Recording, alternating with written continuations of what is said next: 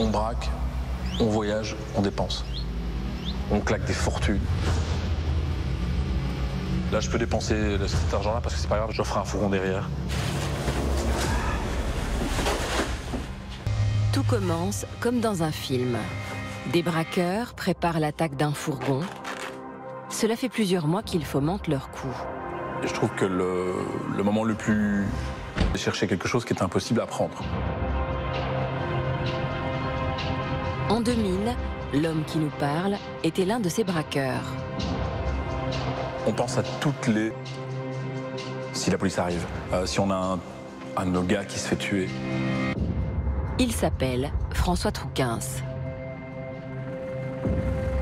Et tu peux pas penser à la victime en fait à ce moment-là. C'est comme quand tu fais la guerre.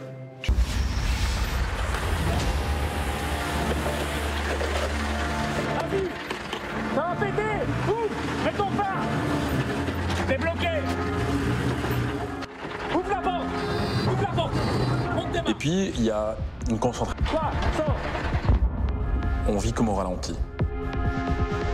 Attends, bouge pas. Ouvre la porte, Vas-y, maintenant, ouvre. Allez, vas-y. Vas-y, prends l'argent.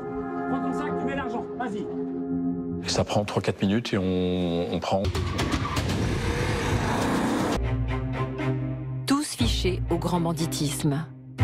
Dans les années 90 et 2000, période où le cash coule à flot, François fait partie de ce que l'on nomme le grand banditisme. Ces voyous de haut vol qui, à chaque coup d'éclat, raflent des millions et font la une. Une fois encore, les convoyeurs de fonds sont les victimes d'un braquage. Ça s'est passé hier Le scénario est après-midi. immuable, c'est presque devenu un classique du genre. 2 véhicules prennent en tenaille un fourgon de... Un autre braquage très spectaculaire, mais heureusement sans victime. Les malfaiteurs, très bien organisés et surtout parfaitement renseignés, ont réalisé l'un des casses du siècle. C'est les malfaiteurs les plus expérimentés, les plus déterminés. Et les braqueurs sont des hommes dangereux parce que quasiment tout le temps armés. Un braqueur, c'est juste quelqu'un qui est hyper déterminé. Arme, hein. Tiens ton pote là. Ton pote il est là, il va crever, il est en dessous de la roue. C'est des équipes de 10 à 15 personnes, quoi, avec chacun son rôle, qui ont des organisations quasi militaires, quoi. Et au sein de leur équipe, des voleurs de voitures, des gens capables de déposer de l'explosif. Voilà, donc le braqueur, il est prêt à tout. Et décide d'organiser son premier coup. Et je postule en tant que transport de fonds. Et je me fais engager tout de suite. Le lendemain, dès que je commence à travailler dans la quantité d'argent qu'on transporte. Donc je me dis, je vais étudier toutes les techniques, je vais analyser toutes les routes et je vais trouver la parade.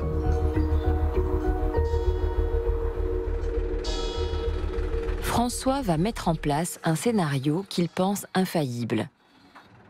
Lors d'un dépôt d'argent, il va se faire attaquer par un complice extérieur. J'avais repéré l'agence. L'autre convoyeur, il n'est pas dans le coup. Donc je fais ça à son insu. Je me suis fait attacher au radiateur.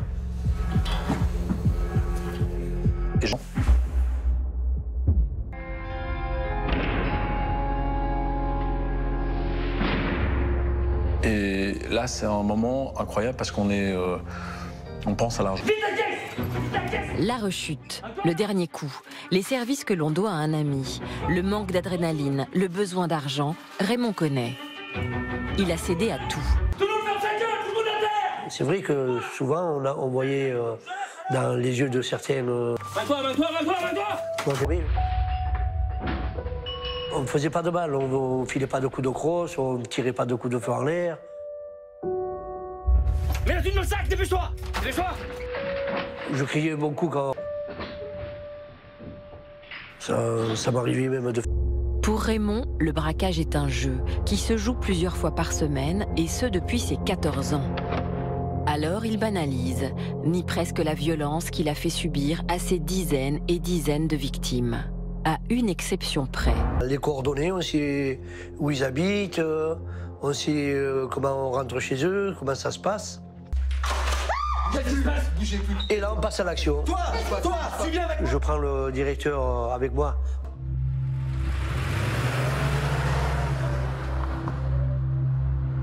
Et mon ami, il devait rester, il est resté avec l'enfant à la maison. L'informateur, il nous avait pas dit qu'il y avait des enfants. Et ils ont vu mon ami braquer leur mère. Presque comme tout le monde.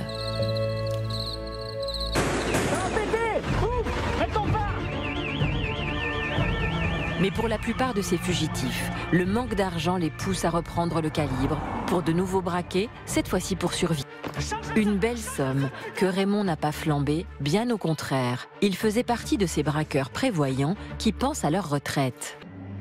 Alors que les années 90 signent l'âge d'or du braquage, la police va définitivement reprendre le dessus 10 ans plus tard. La BRB va faire tomber toute une génération de braqueurs. Coup de filet dans l'univers du grand banditisme. Plusieurs, ils sont fichés au grand banditisme. Pour certains, membres d'un groupe de braqueurs surnommé la Dream Team, fin des années 90. Du très gros gibier vient donc de tomber, confie un enquêteur. La réponse de la justice sera sans pitié. Des peines à 2 chiffres seront prononcées qui eurent pour conséquence de mettre la plupart des braqueurs à l'ombre pour longtemps.